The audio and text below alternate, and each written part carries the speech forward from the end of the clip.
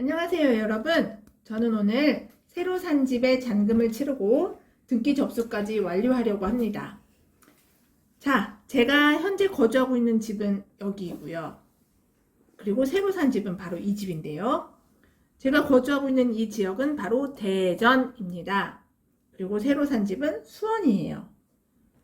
질문 있습니다. 그럼 등기 업무는 제가 거주하는 대전에서 가능할까요?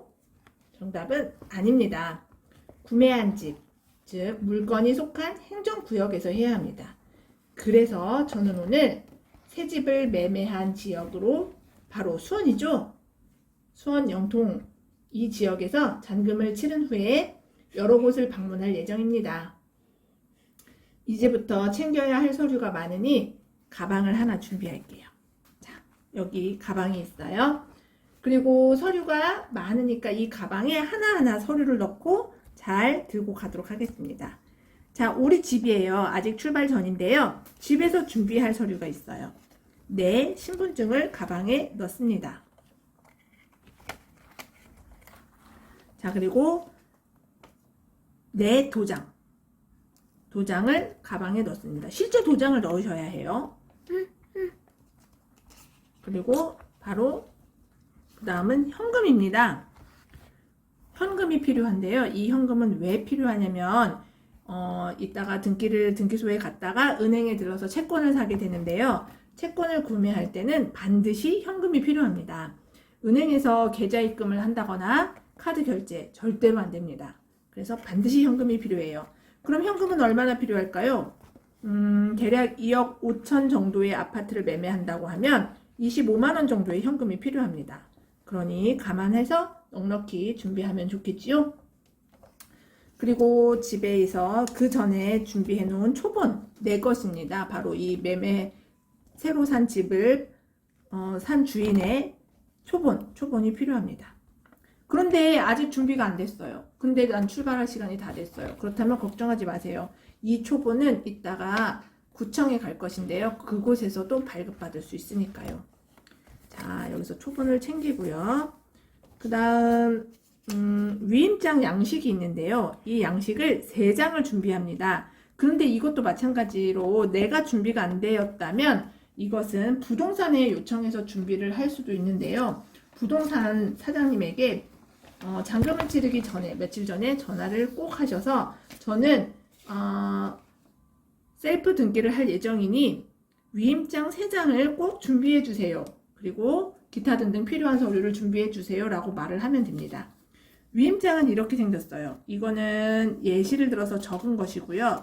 적지 않은 빈 위임장, 이런 위임장을 3장을 준비합니다. 왜 3장을 준비하냐면요.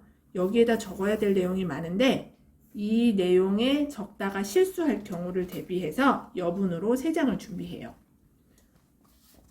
지금은 도장이 찍혀 있는데 원래는 아무것도 없는 그런 위임장을 가지고 가게 됩니다. 그럼 이 도장은 뭐냐고요? 전주인의 도장, 매도인의 도장이 되겠습니다. 그건 이따가 매도인을 만났을 때 다시 보여드릴게요.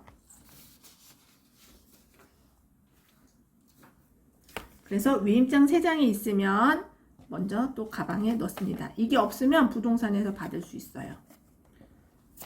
자, 그리고 내 서류 봉투랑 우표가 필요해요. 이것은 왜 필요하냐면 등기를 완료했을 때 며칠 후에 등기가 발급이 돼요. 내 것의 등기가 발급이 되는데 그 발급되는 것은 찾으러 가야 되는 방법이 있고요. 근데 지역이 멀다고 하면 찾으러 가지 않고 내가 지금 살고 있는 바로 이 집으로 배달해 주세요 라고 할 때 필요한 것이 되죠. 서류 봉투와 우표를 붙여서 준비해 갑니다. 그런데 이 부분도 어느 등기소에서는 그 자리에서 그냥 결제하면 이렇게 서비스 해주는 곳이 있어요. 그래서 필요 없을 수도 있는데 그런 서비스가 아직 진행되지 않는 등기소라면 필요할 수 있어요. 제가 직접 준비해야 되는 거예요. 그래서 챙겨갑니다. 물론 등기를 직접 찾으러 갈 거다, 우편 받지 않겠다, 그런 필요 없겠죠? 자, 그러면 이제 대전 저희 집을 출발해서 서류 봉투를 잘 챙겨서 잔금을 치르러 수원으로 이동하겠습니다. 잠시 후에 봬요. 자, 부동산에 도착했어요. 부동산에 도착하니까 부동산 사장님이 계시고요. 그리고 전주인, 바로 매도인이 있습니다. 저는 이제 부동산 사장님한테 먼저 서류를 받을 거예요. 부동산 사장님한테 받을 서류는 총 4가지가 있습니다. 첫 번째, 부동산 사장님에게 받을 서류, 부동산 거래 계약 신고 필증 주세요 하면 사장님이 이미 다 준비하고 계실 거예요. 그것을 가방에 넣습니다. 두 번째, 사장님한테 받을 것은 매매 계약서 한 부 주세요. 그러면 마찬가지로 사장님은 준비해 놓으셨겠죠? 넣습니다. 자, 부동산 사장님에게 건축물 대장 뽑아주세요. 이건 바로 부동산 사장님이 직접 검색하셔서 출력을 해주실 거예요. 이걸 받지 않으면 구청에 가서 여기저기 돌아다니면서 서류를 뽑아야 돼요. 그러니까 꼭 부동산 사장님한테 건축물 대장 뽑아주세요 라고 말하면 됩니다. 단순히 프린트만 해서 주는 거니까 잘 해주실 거예요. 그래서 잘 넣습니다. 또 사장님 토지 대장도 주세요. 이것도 마찬가지로 단순히 출력만 해서 주실 겁니다. 그러면 가방에 잘 챙겨요. 자, 이제 부동산 사장님한테 받을 것은 끝났습니다. 그리고 이제 전주인이죠? 매도인에게 받을 서류들이 몇 가지 있는데요. 자, 매도인에게 받을 서류는 총 3가지 있습니다. 서류로 받을 거예요. 첫 번째, 주민등록 초본. 반드시 3개월 이내에 발급한 초본을 받아야 합니다. 이 부분도 부동산 사장님의 안내로 아마 준비가 되어 있을 거예요.